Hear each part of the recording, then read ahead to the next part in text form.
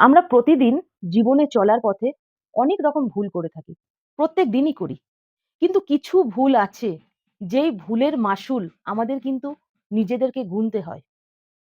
এই যে আমরা প্রত্যেকদিন বাড়িতে যারা বসবাস করি বা বাড়ির থেকে ছোটখাটো যে ভুলগুলো হয়, হয়তো আমরা অজান্তেই করি।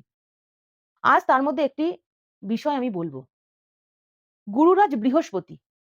গুরুরাজ বৃহস্পতির শুভ প্রভাবের কারণে আমাদের জীবনের কিন্তু অনেকটা অধ্যায় পালন করতে হয়। অধ্যায় অতিবাহিত করতে হয়। গুরুরাজ বৃহস্পতি আমাদের জীবনের সমস্ত কিছু শ্রেষ্ঠত্ব দিয়ে থাকে। বিদ্যা, বুদ্ধি, জ্ঞান, অর্থ সবটাই কিন্তু বৃহস্পতির শুভ প্রভাবের কারণে হয়। তাই এই বৃহস্পতিকে আমরা কিন্তু নিজেরাই অনেক সময় নষ্ট করে থাকি। বৃহস্পতির যে শুভ প্রভাব আছে সেটিকে। যেমন বৃহস্পতিবার কখনো কাউকে চাল দান করবেন না। কখনো কাউকে যদি চাল দান করতে হয় বা একান্তই দিতে হয়, তাহলে তার মধ্যে কিছুটা হলুদ দিয়ে বা হলুদ মিশিয়ে আপনি ওটা দান করুন।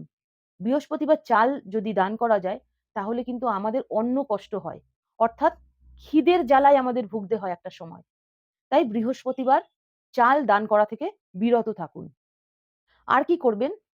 বৃহস্পতিবার আপনার যে বাড়ির গৃহিণী রয়েছে, যিনি রান্না-বান্না করেন বা বাড়ির যিনি গৃহিণী, তিনি বৃহস্পতিবার যেকোনো একটা সময় রান্নাঘরে বসে কিছু একটু খাবার খাবেন। যার প্রভাবের ফলে লক্ষ্মী মা আপনাকে সরাসরি কৃপা লাভ করবে। তাই এটি করুন। অবশ্যই এটি করুন। দেখবেন কোনদিন আপনার খাদ্যের অভাব হবে না বা অন্নের অভাব হবে না বা খিদের জ্বালায় কষ্ট পেতে হবে না।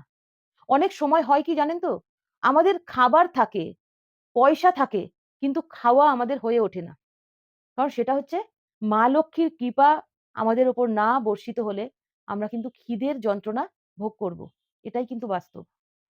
তাই মা লক্ষ্মীর কৃপা পেতে আপনারা বৃহস্পতিবার দিন রান্নাঘরে বসে যদি অন্ন সেবা করেন সেটা সবথেকে ভালো হয়। তা না হলে যেকোনো খাবার আপনি একটু খাওয়ার চেষ্টা করুন রান্নাঘরে থেকে। আরেকটি কাজ যেটি আমরা সবাই ভুল করে থাকি। আপনার নিজের খাওয়া যে এঁঠো পাত্রটা সেটা আপনি কিন্তু নিজেই বহন করবেন। তা না হলে আপনি এই যে অন্যকে দিয়ে আপনার এঁঠো পাত্র বহন করাচ্ছেন, এটা কিন্তু বৃহস্পতি আপনার জন্য রুষ্ট হয়। এবং বৃহস্পতি যখন রুষ্ট হবে, তখন কিন্তু আমাদের অর্থনৈতিক ভান্ডার বা আমাদের খাদ্য ভান্ডার একদম দুর্বল অবস্থায় পরিণত হবে।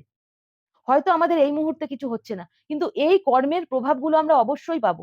কারণ কর্মফল কখনো কাউকে না দিয়ে থাকে না। যে যেমন কর্ম করবে তার ফল কিন্তু তাকে ভোগ করতেই হবে।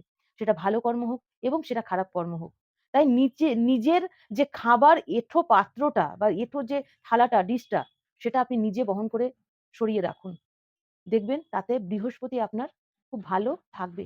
আপনার জন্মচার্টে বৃহস্পতির শুভ প্রভাব বৃদ্ধি পাবে। অবশ্যই এই কাজগুলো আপনারা করে দেখুন। ছোট, ছোট কাজ যেগুলো আমরা অজান্তেই অনেক ভুল করে থাকি। তাই আপনারা সঠিক উপায়ে সঠিকভাবে চলুন। নিশ্চয়ই সকলের সংসারে শ্রীবৃদ্ধি ঈশ্বর দিয়ে থাকবেন। সকলে ভালো থাকুন, আনন্দে থাকুন এবং সকলকে ভালো রাখুন। আর কে কোথা থেকে দেখছেন আমাকে অবশ্যই কমেন্টস করে জানাতে ভুলবেন না এবং লাইক, কমেন্টস, শেয়ার অবশ্যই করে দেবেন।